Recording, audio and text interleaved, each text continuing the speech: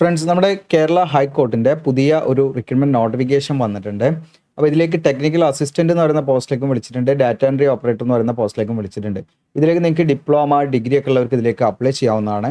അപ്പോൾ ഇതിലേക്ക് നമുക്ക് PSC വഴിയൊന്നല്ല കേട്ടോ നിയമനം. ഇതിൽ നമുക്ക് ഹൈക്കോടതിയുടെ തന്നെ റിക്രൂട്ട്മെൻറ്റ് പോർട്ടൽ വഴിയാണ് നമ്മൾ അപ്ലൈ ചെയ്യേണ്ടത്. അതിൽ എങ്ങനെയാണ് നമ്മൾ അപ്ലൈ ചെയ്യേണ്ടത്, എങ്ങനെയാണ് ഇതിലേക്കുള്ള സെലക്ഷൻ തുടങ്ങിയിട്ടുള്ള കാര്യങ്ങളെല്ലാം വിശദമാക്കുന്ന ഒരു വീഡിയോ ആണ്. താല്പര്യം ഉണ്ടെങ്കിൽ നിങ്ങൾ വീഡിയോ മുഴുവനായിട്ടും കാണുക. പിന്നെ നിങ്ങളുടെ കൂട്ടുകാരൊക്കെ മാക്സിമം ഷെയർ ചെയ്ത് കൊടുക്കാം. പിന്നെ റീസെൻ്റായി ചെയ്ത വീഡിയോസും കാര്യങ്ങളൊക്കെ നമ്മുടെ ചാനലിൽ കയറിയിട്ട് നിങ്ങൾക്ക് കാണാൻ പറ്റും. ഓക്കെ, നമ്മുടെ ചാനലിൽ കയറിയ വീഡിയോസ് നിങ്ങൾ സെലക്ട് ചെയ്യാവുന്നതാണ്. അതോടൊപ്പം തന്നെ നമ്മുടെ ചാനൽ നിങ്ങൾ സബ്സ്ക്രൈബ് ചെയ്യുന്നതിലുപരി നിങ്ങൾക്ക് നമ്മുടെ ചാനലിൽ മെമ്പർഷിപ്പ് എടുക്കാനും പറ്റും, ജോയിൻ ചെയ്യാനും പറ്റും. അപ്പോൾ നമ്മൾ റീസെൻ്റായിട്ട് മെമ്പേഴ്സ് ഓൺലി വീഡിയോസ് ഒക്കെ ചെയ്തു വരാൻ പോവുകയാണ്. അപ്പോൾ നമ്മൾ ഒരു വീഡിയോ നമ്മൾ ഓൾറെഡി ചെയ്തിട്ടുണ്ട്, 1-2 വീഡിയോ നമ്മൾ ചെയ്തിട്ടുണ്ട്. ഇത് കണ്ടോ, നിങ്ങൾക്ക് ടോപ്പ് 10 ഗവൺമെൻറ് ITI ജോബ്സ്, അതായത് നിങ്ങൾക്ക് December 15 വരെ അപ്ലൈ ചെയ്യാൻ പറ്റുന്ന ഗവൺമെൻറ് ജോബ്സ് ലിസ്റ്റ് ചെയ്തിട്ടുള്ളൊരു വീഡിയോ ആണ്. അപ്പോൾ നിങ്ങൾക്ക് അത് താല്പര്യം ഉണ്ടെങ്കിൽ നിങ്ങൾക്ക് നമ്മുടെ മെമ്പർഷിപ്പ് എടുത്താൽ അത് നിങ്ങൾക്ക് കാണാൻ പറ്റും. അപ്പോൾ നമുക്ക് ഓൾറെഡി കുറച്ച് മെമ്പേഴ്സ് വന്നിട്ടുണ്ട് നമ്മുടെ ചാനലിൽ. ഓക്കെ, അത്യാവശ്യം നല്ല സപ്പോർട്ടും കാര്യങ്ങളൊക്കെ ഉണ്ട് നമുക്ക്. അപ്പോൾ ആ രീതിയിൽ തിരിച്ചും നിങ്ങൾക്ക് നിരാശപ്പെടുത്താത്ത രീതിയിലുള്ള നിങ്ങൾ ആവശ്യപ്പെടുന്ന കാര്യങ്ങളൊക്കെ നമ്മൾ ഡോക്യുമെൻറ്റ്സ് ആയിട്ടൊക്കെ വീഡിയോ ചെയ്യുന്നതാണ്. അപ്പോൾ നിങ്ങൾക്ക് എന്തെങ്കിലും ആവശ്യങ്ങളുണ്ട് അതിനനുസരിച്ച് നിങ്ങൾ പറയാം. അതോടെ നമ്മുടെ ചാനലിനെ സപ്പോർട്ട് ചെയ്യുന്നവരെ നമ്മൾ തിരിച്ചും തീർച്ചയായിട്ടും സപ്പോർട്ട് ചെയ്യും. ഓക്കെ, അപ്പോൾ നിങ്ങൾക്ക് മെമ്പർഷിപ്പ് എടുത്ത് നമ്മുടെ ചാനലിനെ സപ്പോർട്ട് ചെയ്യാം. അതിലൂടെ നിങ്ങൾക്ക് അതിൻ്റേതായിട്ടുള്ള ബെനിഫിറ്റ് കാര്യങ്ങളൊക്കെ നിങ്ങൾക്ക് കിട്ടുന്നതാണ്. ബാഡ്ജ് കാര്യങ്ങളൊക്കെ ഉണ്ടാവും. അപ്പോൾ നിങ്ങളുടെ കമൻറ്റ് കാര്യങ്ങളൊക്കെ പെട്ടെന്ന് ഹൈലൈറ്റ് ചെയ്തൊക്കെ കിടക്കും. ബാക്കിയുള്ളവരെ പരിഗണിക്കാൻ ഇല്ല എന്നല്ല, എല്ലാവരെയും പരിഗണിക്കും. പക്ഷെ നമുക്ക് ആളുകളുടെ എണ്ണം കൂടുമ്പോൾ കമൻറ്റിനെല്ലാം നമുക്ക് ആൻസർ ചെയ്യുക എന്നൊക്കെ പറയുന്നത് വളരെ പ്രയാസമാണ്. കാരണം ഒരുപാട് വീഡിയോ നമ്മൾ ചെയ്യുന്നുണ്ട്. ഒരു മാസം തന്നെ നമ്മൾ 10, 40, 45ഓളം വീഡിയോ ചെയ്യുന്നുണ്ട്. അപ്പോൾ അതിലൊക്കെ വരുന്ന കമൻറ്റിന് എല്ലാത്തിനും നമുക്ക് റിപ്ലൈ കൊടുക്കൽ പോസിബിൾ അല്ല. അപ്പോൾ അതിന് വേണ്ടിയിട്ട് നിങ്ങൾക്ക് എന്ത് ചെയ്യാം, നമ്മുടെ മെമ്പർഷിപ്പ് എടുക്കാം. മെമ്പർഷിപ്പൊക്കെ എടുത്താൽ നിങ്ങൾക്ക് ഒരുപാട് ബെനിഫിറ്റ് കാര്യങ്ങളുണ്ട്. താല്പര്യം ഉണ്ടെങ്കിൽ നിങ്ങൾക്ക് അങ്ങനെ ചെയ്യാവുന്നതാണ്. അപ്പോൾ നേരം നമുക്ക് എന്ത് ചെയ്യാം, നോട്ടിഫിക്കേഷനിലേക്ക് വരാം. ഇതാണ് നോട്ടിഫിക്കേഷൻ, നിങ്ങൾക്ക് ഇവിടെ കാണാൻ പറ്റും. 10/11/2025 നോട്ടിഫിക്കേഷൻ വന്നിരിക്കുന്നത്. അപ്പോൾ ഇതിലേക്ക് ഓൺലൈനായിട്ടാണ് അപ്ലൈ ചെയ്യേണ്ടത്. ഇത് കോൺട്രാക്ട് ബേസിലാണ്, ഒരിക്കലും ഇത് പെർമനൻറ്റ് വേക്കൻസി ഒന്നല്ല, കോൺട്രാക്ട് ബേസിലേക്കാണ് വിളിച്ചിരിക്കുന്നത്. അപ്പോൾ അത് എക്സ്റ്റെൻഡ് ചെയ്യാനുള്ള പോസിബിലിറ്റിയും കാര്യങ്ങളൊക്കെ പറയുന്നുണ്ട്. ഓൺലൈനായിട്ടാണ് അപ്ലൈ ചെയ്യേണ്ടത്. പോസ്റ്റ് വൈസ് ഡീറ്റെയിൽസ് നമുക്ക് നോക്കാം. ഇവിടെ കാണാൻ നിങ്ങൾക്ക് ടെക്നിക്കൽ അസിസ്റ്റൻ്റ് എന്ന് പറയുന്ന പോസ്റ്റിൽ 16 വേക്കൻസിയാണ് നിലവിൽ വിളിച്ചിരിക്കുന്നത്. മന്ത്ലി റെമ്യൂണറേഷൻ എന്ന് പറയുന്നത് നിങ്ങൾക്കൊരു സാലറി ആയിട്ട് 30,000 പെർ മന്ത് നിങ്ങൾക്ക് കിട്ടും. ഡാറ്റ എൻട്രി ഓപ്പറേറ്ററിൽ 12 വേക്കൻസിയാണ്, 22,240 പെർ മന്ത് നമുക്ക് ലഭിക്കുക കേട്ടോ. അപ്പോൾ ഇതിൻ്റെ ഏജ് ലിമിറ്റ് എന്ന് പറയുന്നത് 2/1/1989 എന്ന് പറയുന്ന ഡേറ്റിനും 1/1/2007 എന്ന് പറയുന്ന ഡേറ്റിൻ്റെയും ഇടയിൽ ജനിച്ചവർക്ക് എല്ലാവർക്കും എന്ത് ചെയ്യാം, ഇതിലേക്ക് അപ്ലൈ ചെയ്യാം. ഈ ഡേറ്റ് ഉൾപ്പെടെ ഈ ഡേറ്റിലോ ഈ ഡേറ്റിൻ്റെ ഇടയിലോ നിങ്ങളുടെ ഡേറ്റ് ഓഫ് ബർത്ത് വരുന്നുണ്ടോ നോക്കുക, നിങ്ങൾക്ക് ഇതിലേക്ക് അപ്ലൈ ചെയ്യാം. അപ്പോൾ ഏകദേശം ഒരു 18-36 ഇത് കണക്കാക്കുന്നത്. അപ്പോൾ ഇതിൻ്റെ ഇടയിലുള്ളവർക്ക് എന്ത് ചെയ്യാം, അതിലേക്ക് അപ്ലൈ ചെയ്യാം. ഇനി ടെക്നിക്കൽ അസിസ്റ്റൻ്റ് എന്ന് പറയുന്ന പോസ്റ്റിൻ്റെ ക്വാളിഫിക്കേഷനാണ് നമ്മൾ നോക്കുന്നത്. ഇതിലേക്ക് 3 ഇയർ ഡിപ്ലോമയാണ്. അപ്പം ഡിപ്ലോമ നിങ്ങൾ ഞെട്ടണ്ട, ഇവിടെ നിങ്ങൾക്ക് ഗ്രാജുവേഷൻ ഉണ്ടെങ്കിലും ഒക്കെ നിങ്ങൾക്ക് അപ്ലൈ ചെയ്യാം കേട്ടോ. അതിൻ്റെ കാര്യങ്ങൾ പറയാം. അപ്പോൾ നിങ്ങൾക്ക് ഇലക്ട്രോണിക്സിലോ അല്ലെങ്കിൽ IT-ലോ അല്ലെങ്കിൽ കമ്പ്യൂട്ടർ സയൻസിലോ അല്ലെങ്കിൽ കമ്പ്യൂട്ടർ ഹാർഡ്വെയർ എഞ്ചിനീയറിംഗിലോ നിങ്ങൾക്ക് 3 ഇയർ ഡ്യൂറേഷനുള്ള ഡിപ്ലോമ നിങ്ങൾ കഴിഞ്ഞിട്ടുണ്ടെങ്കിൽ നിങ്ങൾക്ക് ഇതിലേക്ക് അപ്ലൈ ചെയ്യാം. ഇപ്പോൾ ഡിപ്ലോമയ്ക്ക് പകരമായിട്ട് അതിന് ഇക്വലൻ്റ് ആയിട്ടുള്ള ക്വാളിഫിക്കേഷനിലേക്ക് അപ്ലൈ ചെയ്യാം. ഇനി ഹയർ ക്വാളിഫിക്കേഷനുള്ള BE ഓർ BTech അല്ലെങ്കിൽ MSc MCA തുടങ്ങിയിട്ടുള്ള നമുക്ക് കമ്പ്യൂട്ടർ സയൻസുമായി ബന്ധപ്പെട്ടൊക്കെയുള്ള ഡിഗ്രി ഒക്കെ ഉണ്ടെങ്കിൽ അല്ലെങ്കിൽ PG ഒക്കെ ഉണ്ടെങ്കിൽ അതൊക്കെ വെച്ചിട്ട് നിങ്ങൾക്ക് എന്ത് ചെയ്യാം, നിങ്ങൾക്ക് ഇതിലേക്ക് അപ്ലൈ ചെയ്യാവുന്നതാണ് കേട്ടോ. ഓക്കെ, എല്ലാത്തിലും ഏത് ക്വാളിഫിക്കേഷൻ ആണെങ്കിലും നിങ്ങൾക്ക് ഫസ്റ്റ് ക്ലാസ് ഉണ്ടായിരിക്കണം, അല്ലെങ്കിൽ ഇക്വലൻ്റ്. ഇനിയിപ്പോൾ ഗ്രേഡ് CGP ആണെങ്കിൽ അതിന് ഇക്വലൻ്റ് ഗ്രേഡ് ഉണ്ടായിരിക്കണം എന്നുള്ളതാണ് പ്രധാനമായിട്ടും ശ്രദ്ധിക്കേണ്ടത്. പിന്നെ നമ്മുടെ ഗവൺമെൻറ് ഓഫ് കേരള റെക്കഗ്നൈസ്ഡ് ആയിട്ടുള്ള സ്ഥാപനത്തിൽ നിന്ന് പഠിച്ചിട്ട് നിങ്ങൾ അല്ലെങ്കിൽ നമ്മുടെ കേരളത്തിലെ ഏതെങ്കിലും യൂണിവേഴ്സിറ്റിയിൽ നിന്ന് ആയിരിക്കണം നിങ്ങളുടെ ഗ്രാജുവേഷനോ അല്ലെങ്കിൽ ഈ പറയുന്ന ഡിപ്ലോമയോ അല്ലെങ്കിൽ എന്താണോ വിചാരിച്ചാലും നമ്മൾ അത് നേടിയെടുക്കേണ്ടത്.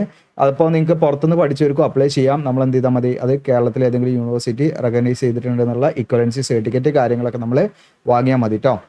ഓക്കെ, ഇനി എക്സ്പീരിയൻസ് ആണ്. എക്സ്പീരിയൻസ് എന്ന് പറഞ്ഞാൽ 1 ഇയർ എക്സ്പീരിയൻസ് വേണം കേട്ടോ. അത് ഈ പറയുന്ന നിങ്ങൾക്ക് IT സപ്പോർട്ട്, IT ടെക്നിക്കൽ സപ്പോർട്ടുമായി ബന്ധപ്പെട്ടുള്ള മേഖലയുമായി ബന്ധപ്പെട്ട് നമുക്ക് 1 ഇയർ എക്സ്പീരിയൻസ് വേണം.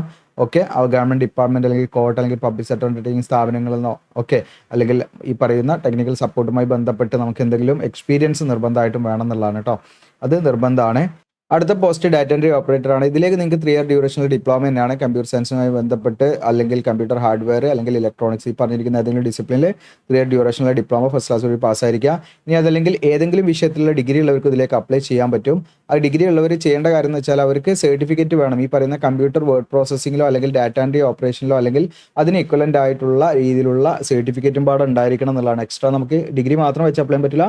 ഈ പറയുന്ന വേർഡ് പ്രോസസ്സിങ്ങിലോ ഡാറ്റ എൻട്രി ഓപ്പറേഷനിലൊക്കെയുള്ള ഒരു സർട്ടിഫിക്കറ്റ് കോഴ്സ് നമ്മൾ ചെയ്തിരിക്കണം എന്നുള്ളതാണ്.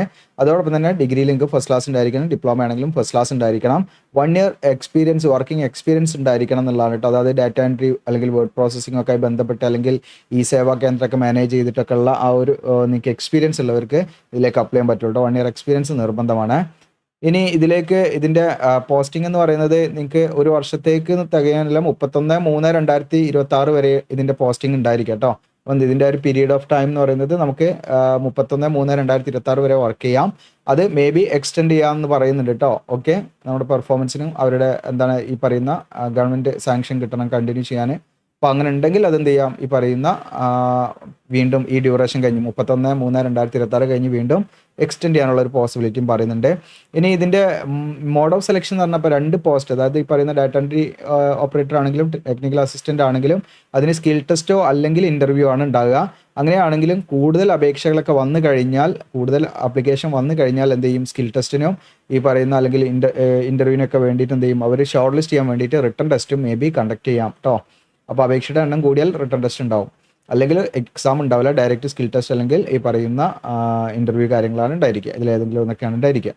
ഇനി റാങ്ക് ലിസ്റ്റ് ഒക്കെ ഉണ്ടായിരിക്കും. അതായത് മിനിമം ഒരു 1 ഇയർ ഡ്യൂറേഷനിലേക്ക് റാങ്ക് ലിസ്റ്റ് എന്ത് ചെയ്യും, മെയിൻറ്റെയിൻ ചെയ്യും. അത് മാത്രമല്ല മാക്സിമം ഒരു 2 ഇയർ ഒക്കെ വരെ വെക്കും, അല്ലെങ്കിൽ അടുത്ത ഫ്രഷ് റാങ്ക് ലിസ്റ്റ് വരുന്നത് വരെയൊക്കെ എന്ത് ചെയ്യും, ഈ റാങ്ക് ലിസ്റ്റ് നിലനിൽക്കും. അപ്പോൾ മാക്സിമം വേല 2 വർഷം വരെയൊക്കെ നമുക്ക് റാങ്ക് ലിസ്റ്റ് എക്സ്പെക്ട് ചെയ്യാം. മിനിമം 1 വർഷം നമുക്ക് റാങ്ക് ലിസ്റ്റ് ഉണ്ടാവുന്നതാണ്. അപ്പോൾ പിന്നീട് വരുന്ന വാക്കൻസിയിലൊക്കെ ഉണ്ടെങ്കിൽ ആ റാങ്ക് ലിസ്റ്റുള്ള വിദ്യാർത്ഥികളാണ് എടുക്കുക. അപ്ലിക്കേഷൻ ഫീ 600 രൂപ ഫീ ഉണ്ട്. ആ ഫീ അടയ്ക്കണം. നമ്മൾ ഓൺലൈനായിട്ടാണ് ഫീ അടയ്ക്കേണ്ടത്. ഇനി ഇതിലേക്ക് ഞാൻ നേരത്തെ പറഞ്ഞു, നിങ്ങൾ ഡിഗ്രി ഒക്കെ പുറത്ത് യൂണിവേഴ്സിറ്റിയിൽ നിന്നാണ് പഠിച്ചത്, കേരളത്തിലുള്ള യൂണിവേഴ്സിറ്റി എന്നല്ലെങ്കിൽ നമ്മൾ എന്ത് ചെയ്യണം എന്ന് വെച്ചാൽ കേരളത്തിലെ ഏതെങ്കിലും ഒരു യൂണിവേഴ്സിറ്റി അത് റെക്കഗ്നൈസ് ചെയ്ത് എന്നുള്ളത് ആ ഒരു സർട്ടിഫിക്കറ്റ്, നമ്മൾ ഇക്വലൻസി സർട്ടിഫിക്കറ്റ് നമ്മൾ വാങ്ങണം. അതായത് അതിന് തുല്യമായിട്ടുള്ള ഈ ഒരു കോഴ്സ് ഇവിടെ റെക്കഗ്നൈസ് ചെയ്തിട്ടുണ്ട് എന്നുള്ള രീതിയിലുള്ള സർട്ടിഫിക്കറ്റ് നമ്മൾ വാങ്ങണം കേട്ടോ. അതില്ലെങ്കിൽ നമുക്ക് വെരിഫിക്കേഷനൊക്കെ പോകുന്ന സമയത്ത് നമ്മുടെ കാൻഡിഡേറ്റ്സ് റിജക്റ്റ് ആയി പോകും കേട്ടോ. പുറത്ത് പഠിച്ചവരാണെങ്കിൽ കേട്ടോ, നമ്മൾ കേരളത്തിൽ പഠിച്ചവരല്ലാത്തവർ പുറത്ത് ഏതെങ്കിലും സ്ഥാപനത്തിൽ നിന്ന് പഠിച്ചവരാണെങ്കിൽ അത് നമ്മൾ ഏതെങ്കിലും ഒരു യൂണിവേഴ്സിറ്റി, കേരളത്തിൽ ഏതെങ്കിലും ഒരു യൂണിവേഴ്സിറ്റി അത് റെക്കഗ്നൈസ് ചെയ്തെന്നുള്ളത് നമുക്ക് സർട്ടിഫിക്കറ്റ് വാങ്ങണം കേട്ടോ. ഓക്കെ, അപ്പോൾ അത്രയാണ്. ഇതിൽ പിന്നെ നമ്മൾ പ്രധാനമായിട്ട് ശ്രദ്ധിക്കേണ്ടത്, ഓൺലൈൻ അപ്ലൈ ചെയ്ത് കഴിഞ്ഞാൽ ഇതിലൊരു 1 ടൈം രജിസ്ട്രേഷൻ ഒക്കെ ഉണ്ട്. രജിസ്റ്റർ ചെയ്ത് നമ്മൾ ഓൺലൈൻ അപ്ലൈ ചെയ്താൽ അതിൻ്റെ പ്രിൻ്റ് ഔട്ട് എടുത്ത് സൂക്ഷിക്കണം. പോസ്റ്റലായിട്ടൊന്നും അയച്ചു കൊടുക്കേണ്ടെന്ന് പ്രത്യേകമായിട്ട് ഇവിടെ പറയുന്നുണ്ട്.